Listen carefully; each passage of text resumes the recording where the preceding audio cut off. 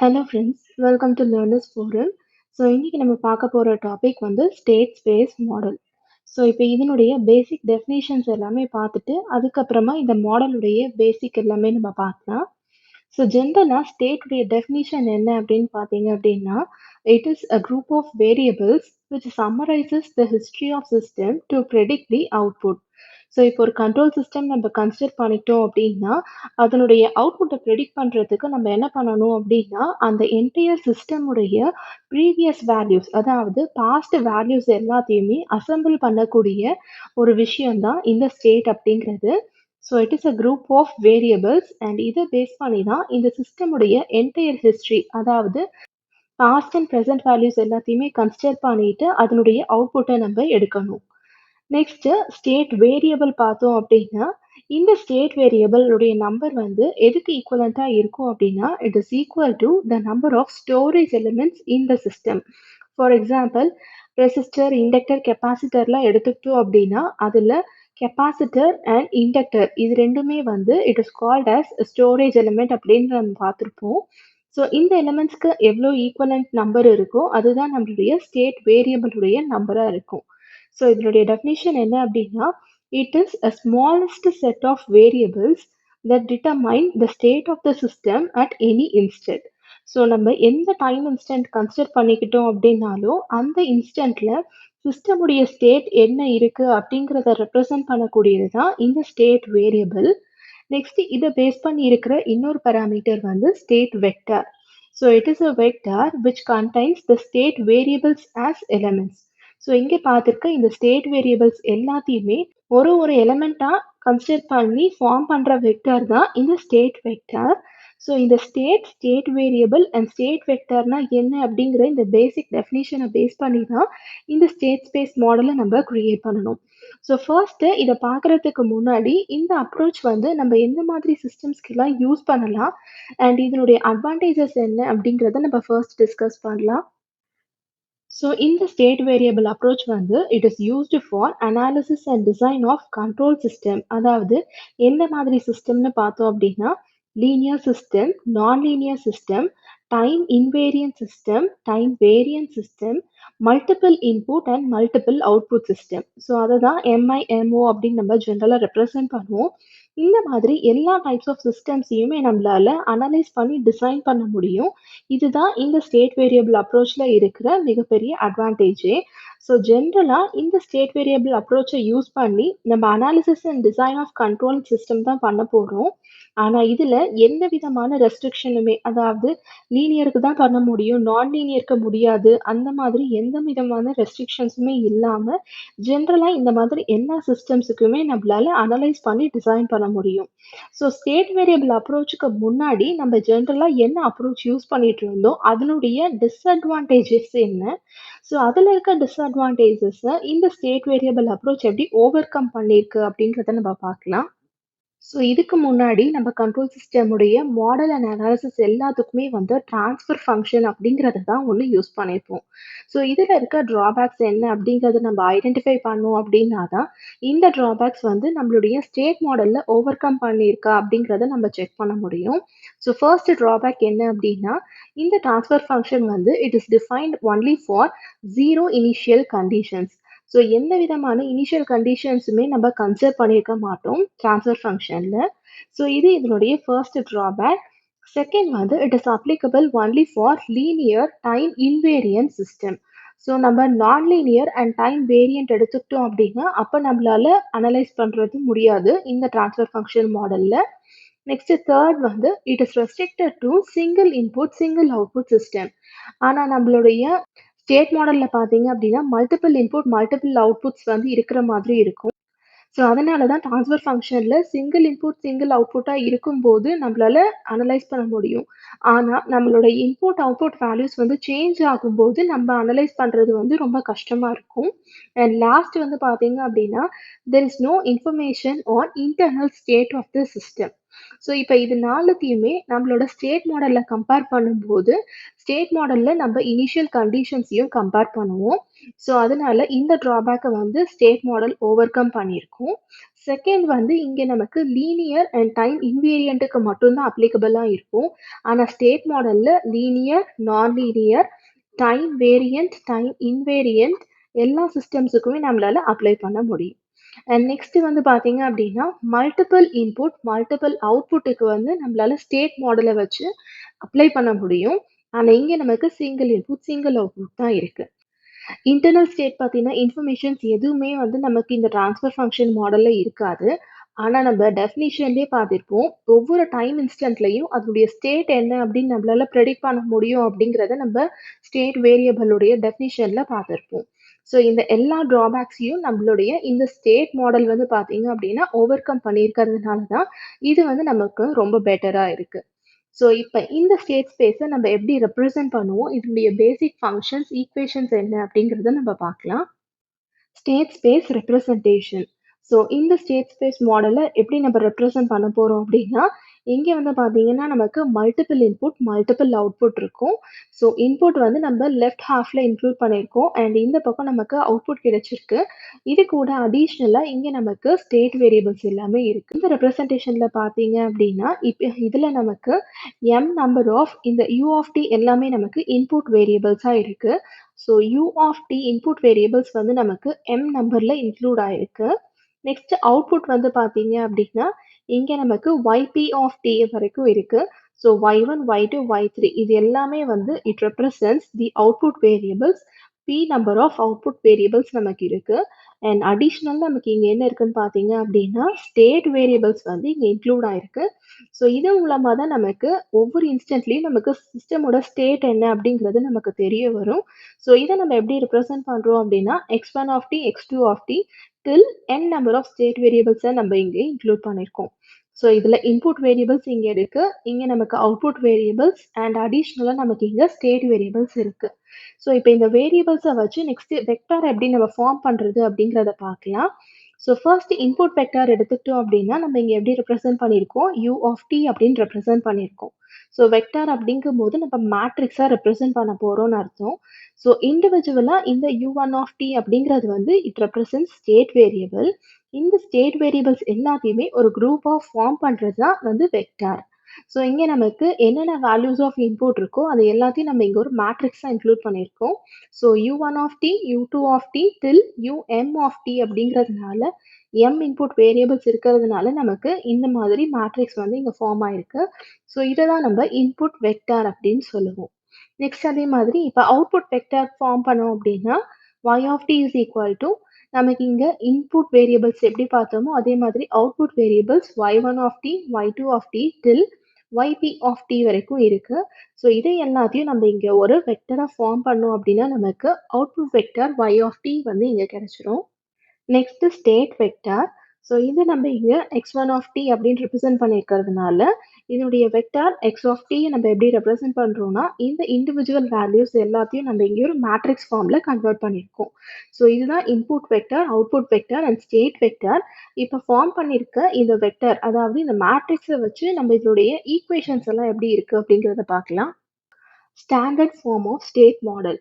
So இப்போ நம்ம form பண்ணியிருக்க இந்த ஸ்டேட் ஸ்பேஸ் மாடலுக்குன்னு ஜென்ரலாக ஒரு ஸ்டாண்டர்டாக ஒரு ஃபார்ம் வந்து இருக்குது.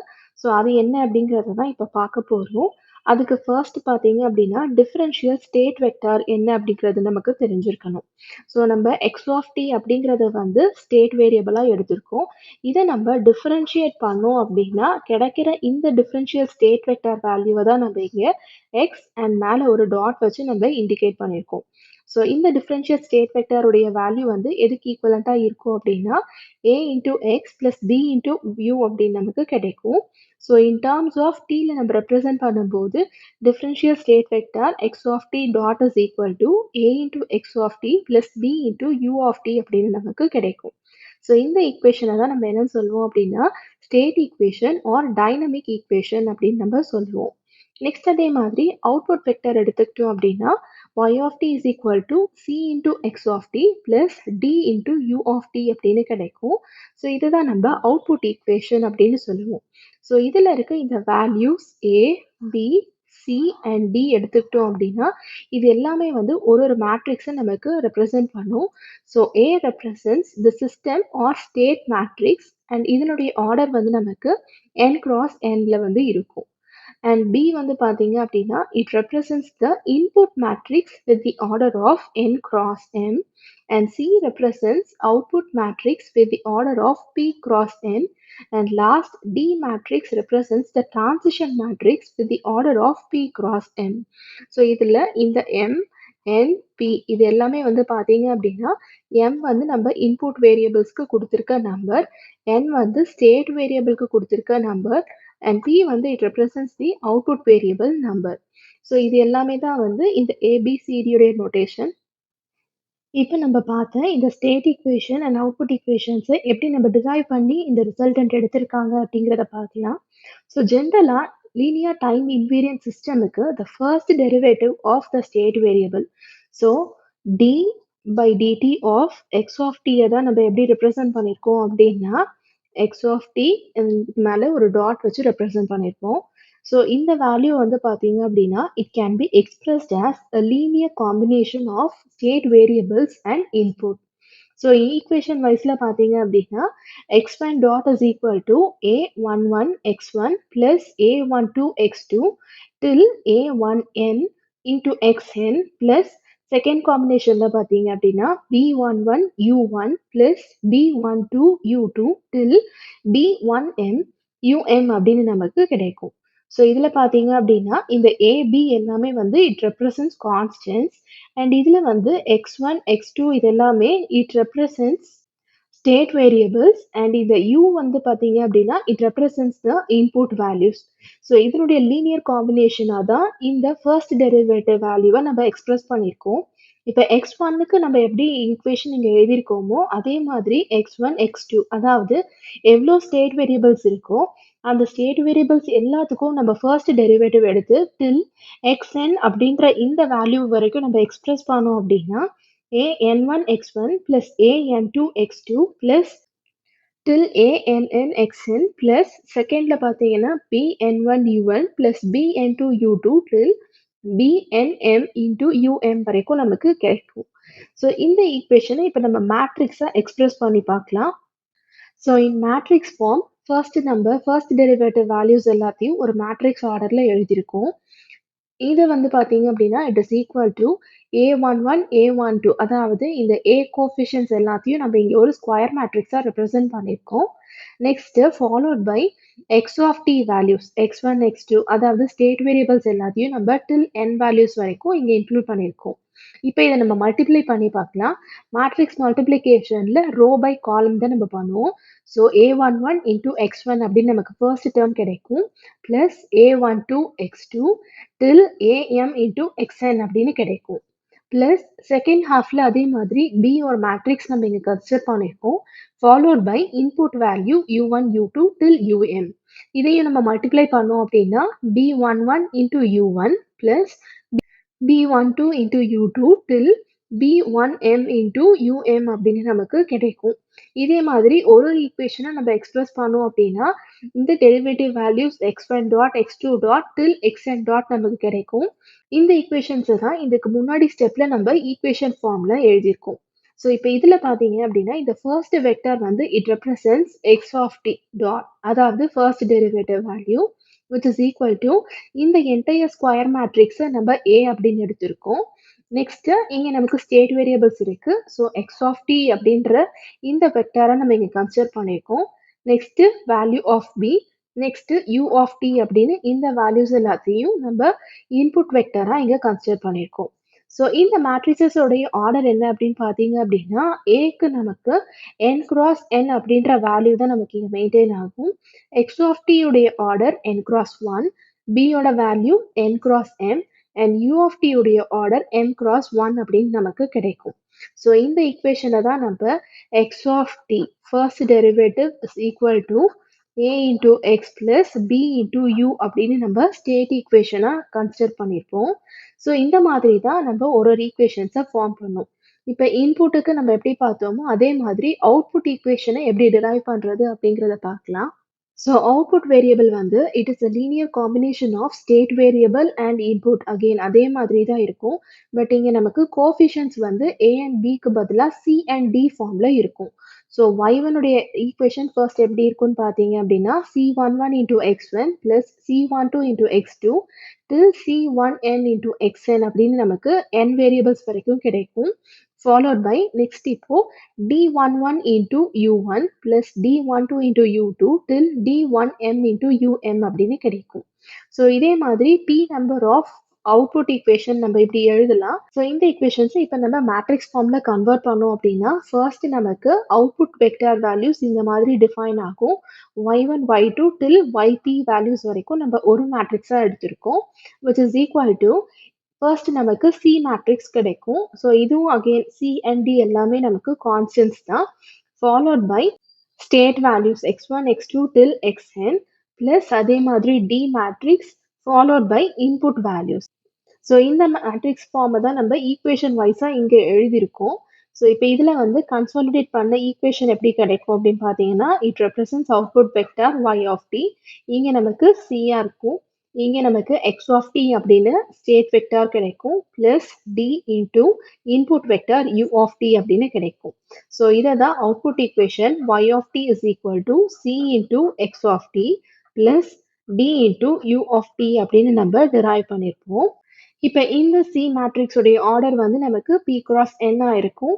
எக்ஸ் ஆஃப் டி உடைய ஆர்டர் n கிராஸ் 1, d உடைய order p cross m, u of t உடைய ஆர்டர் வந்து நமக்கு m கிராஸ் 1 அப்படின்னு கிடைக்கும்.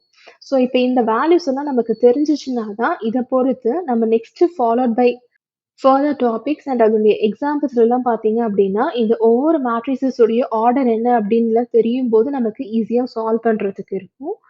இப்போ இந்த ஸ்டேட் ஸ்பேஸ் மாடலை வந்து நம்ம எப்படியெல்லாம் யூஸ் பண்ணலாம் அப்படின்னு பார்த்தீங்க அப்படின்னா எந்த ஒரு டிஃப்ரென்ஷியல் ஈக்குவேஷனையுமே நம்ம ஸ்டேட் ஸ்பேஸ் மாடலாக கன்வெர்ட் பண்ணலாம்.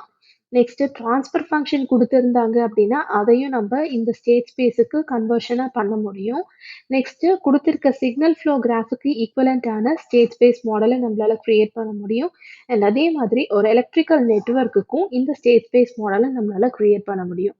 ஸோ கொஸ்டின்லையும் பார்த்தீங்க அப்படின்னா நமக்கு இந்த மாதிரி ஏதாவது ஒரு ஃபார்மேட்டில் கொடுத்துட்டு அதனுடைய ஸ்டேட் ஸ்பேஸில் கிடைச்சிருக்க வேல்யூஸ் ஆஃப் கோஃபிஷியன்ஸ் அதாவது ஏபிசிடி இந்த மாதிரி ஏதாவது ஒரு வேல்யூஸ் தான் நமக்கு நிறைய இடத்துல கொஸ்டின்ஸாக கேட்டிருப்பாங்க.